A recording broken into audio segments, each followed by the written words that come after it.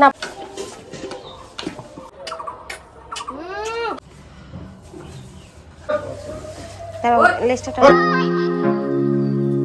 Hello friends, good morning. আমাদের চঞ্চলা কিন্তু বাচ্চা দিয়ে দিছে, আর বাচ্চা হওয়ার পরে চঞ্চলার সাথে আর আমাদের নতুন বেবির সাথে আমরা কি কি করলাম সেগুলো আজকে তোমাদের সাথে শেয়ার করব।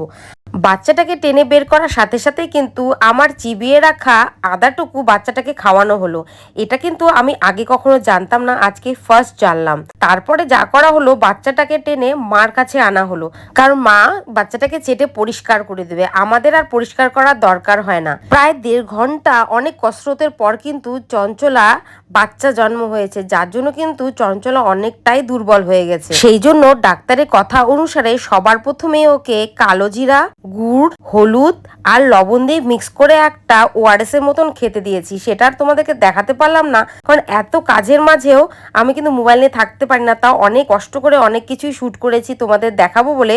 নেক্সট টাইমে খাওয়ালাম একটা যে ওষুধ দেখলে ওই ওষুধটার সঙ্গে গুড় আর সামান্য একটু পরিমাণ মাকই দানা, এগুলো কিন্তু ডাক্তারের কথা অনুযায়ী আমরা খাওয়ালাম, আর এই ওষুধটাও ডাক্তারই দিয়েছে। চঞ্চলার কষ্টের কারণে কিন্তু ও একদমই উঠে দাঁড়াতে পারছে না, সেই জন্য আরো ওকে বিশেষ করে এগুলো খাওয়ানো। বর চঞ্চলাকে উঠানোর জন্য বাচ্চাটাকে দূরে রেখে দিল, তাও কিন্তু চঞ্চলা উঠছে না, অনেক চেষ্টা করেও পারছে না, শরীরও সাথ দিচ্ছে না।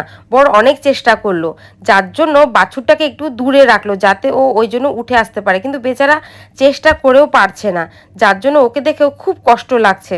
সেই জন্য ডাক্তার বলল বালি গরম করে তারপরে কাপড়ের মধ্যে নিয়ে ওকে পায়ের মধ্যে সেক দিতে। ও অনেকক্ষণ ধরে বসে আছে, পায়ে ওর ঝিঝি ধরে গেছে, পায়ের মধ্যে বালির সেকটা দিলে কিন্তু ওর পায়ে অনেকটাই ভালো লাগবে আর ও অনেকটাই আরাম পাবে, আস্তে আস্তে উঠারও চেষ্টা করবে। দেখো এবার কিন্তু ওর মুখের সামনে থেকে আমরা খড়গুলাও সরিয়ে নিলাম, যাতে ও বসে বসে আরাম করে খেতে না পারে, আর খাওয়ার খোঁজার জন্য বা বাচ্চার জন্য যেন আস্তে আস্তে ও উঠে দাঁড়ায়। অনেক রকম চেষ্টা করেও কিন্তু আমাদের কোনো কিছুতেই কাজ হলো না, চঞ্চলা কিন্তু বসেই রইল। এবার আমি ফটাফট উনান ধরিয়ে বালিগুলো দিয়ে দিলাম। এত তাড়াহুড়ার মধ্যে উনানটা এমন জ্বলে উঠেছে তা আর কি বলবো। তারপরে এদিকে বরকে গরম বালিটা দেওয়ার পরে বর কিন্তু আস্তে আস্তে করে চঞ্চলাকে সেক দিয়ে দিল, যাতে ও আরাম পায় আর আস্তে আস্তে উঠার চেষ্টা করে। আর এবার বলে দিই, আমাদের চঞ্চলা ওই কোণার থেকে এই কোণে আসলো কি করে, গড়িয়ে গড়িয়ে ছেঁচড়ে ছেঁচড়ে। ও কিন্তু উঠার চেষ্টা করছে কিন্তু উঠতে পারছে না। আর এর মাঝেও অনেক কিছু কাণ্ড ঘটে গেছে, আর এত কিছু আমি আর মোবাইলে শুট করতে পারিনি, কারণ মাঝখানে কিন্তু আমি অনেক অসুস্থ হয়ে পড়েছিলাম। আমার কিডনিতে পাথর আছে, আর সেই পাথরেরই প্রচন্ড ব্যথা হয়েছিল।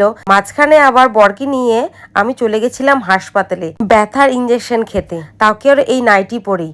তারপর যখন একটু সুস্থ হয়েছি, তারপর আবার চিন্তা ভাবনা করলাম, এখন প্রায় 3-4 ঘন্টা হয়ে গেছে আমাদের চঞ্চলা উঠে দাঁড়াতে পারছে না, আর এরই মাঝে কিন্তু আমাদের বাছুরটার এক ফোঁটাও দুধ খাওয়া হয়নি। শেষমেশ সকালে দোয়ানো হয়েছিল লালিকে, সেই লালিরই এক ফোঁটা দুধ নিয়ে এসছি, আর লালির দুধ জাল দেওয়া হয়নি, সেটাই বাছুরকে ধরে সুন্দর করে খাওয়ালাম।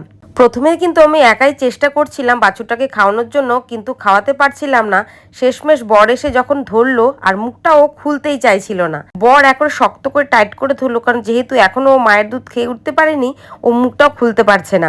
বর শক্ত করে টেনে ধরলো, তারপর আমি আস্তে আস্তে করে দুধটা খাওয়ালাম, তাও ঠিকমতো খাওয়াতেই পারছিলাম না। দেখো না, বরের সম্পূর্ণ দুধ বরের হাতেই ঢেলে দিয়েছি। যাই হোক, বর রাগারাগি করেনি, যেহেতু আমার শরীরটা ভালো না, নাহলে এখনই একটা ধমকি দিত। এর আগে একদিন একটা কাণ্ড ঘটিয়েছি, খুব বকা খেয়েছি। যাই হোক, একটু একটু করে খাওয়ানো হচ্ছে। এদিকে কিন্তু বাছুর ওর মার দুধই খুঁজে বেড়াচ্ছে, এদিকে এর পায়ের ফাঁকে ওর পায়ের ফাঁকে খালি মুখ ঢুকিয়ে দেয়, কারণ ও ভাবেই হয়তো ওর মার দুধই খাবে। অনেক কষ্ট করে বাছুরটাকে একটু করে দুধ খাওয়ালাম। নেক্সট টাইমে আমার বর কী করলো, ওর একটা হাতের আঙ্গুল বাছুরের মুখে দিয়ে দিল। বাছুর এত সুন্দর আওয়াজ করে দুধ খাচ্ছে, দাঁড়াও তোমাদের শোনাচ্ছি। আওয়াজ উঠাই দিছে একবারে। এই তো বুঝিটা ভালো তো আস্তে করে দাও। হ্যালো কি বলে রে? এ খাচ্ছে দুধ, আর কি বলবো।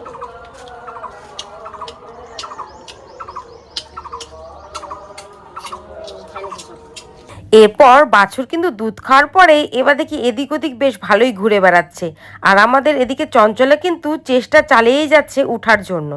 তারপরে এদিকে কিন্তু ফুল পড়ে গেল। তোমরা একে কে কি বলো বলো তো? আর এদিকে আমাদের চঞ্চলা কি করছে, এই আস্তে করে উঠতে উঠতে উঠতে উঠতে একদম স্লিপিং খেয়ে একেবারে সিধা উঠানে। তারপরে আস্তে আস্তে চেষ্টা করে ও কিন্তু উঠে দাঁড়িয়েছে।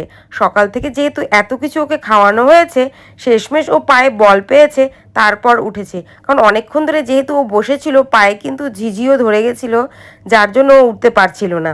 এখন এত কিছু খাওয়ানোর পর ব্যথাটাও একটু কমেছে, তারপরও উঠে দাঁড়িয়েছে।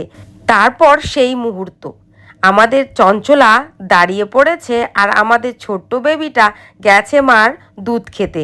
কিন্তু এদিকে এক কাণ্ড দেখো, আমাদের বেবিটা ওর মার বাটি খুঁজে পাচ্ছে না। শেষমেশ অনেক কষ্ট করে খুঁজে পেয়েছে, আর মা আর বাচ্চার মিল হয়েছে, শেষমেশ বাচ্চাটাও দুধ খেতে পেয়েছে। বেচারা জীবনের প্রথম দুধ মার না খেয়ে অন্য কারোটা খেতে হলো। আহারে।